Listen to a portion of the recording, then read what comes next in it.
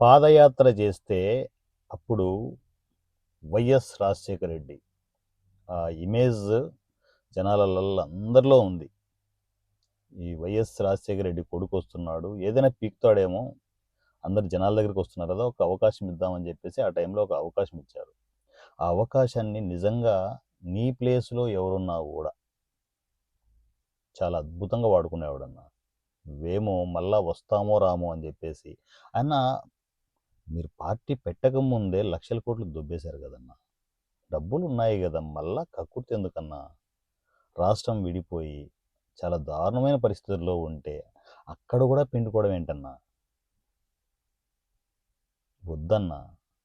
ఈ పరిస్థితులు మారకపోతే ఇప్పుడు మళ్ళా పాదయాత్ర అంటున్నావు. అప్పుడు పరిస్థితులు వేరు, ఇప్పుడు పరిస్థితులు వేరు. ఇప్పుడు అందరికీ తెలుసు 5 సంవత్సరాల్లో రాష్ట్రాన్ని ఎలా వంగబెట్టావో అందరికీ తెలుసు క్లియర్గా.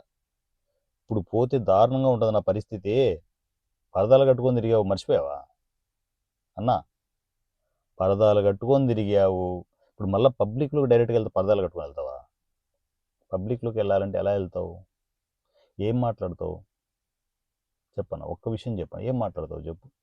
జనాల్లోకి వెళ్ళి మొత్తం మీ ఆస్తులన్నీ, డాక్యుమెంట్స్ అన్నీ ఇచ్చేసేయండి, ఈసారి వస్తే డైరెక్ట్గా ప్రతి ఒక్కరి ఆస్తులు తాకట్టు పెట్టేసి మీ అకౌంట్లలో ఇంత చిల్లరేసి మిగతాది మేము పంచుకుంటామని చెప్తావా?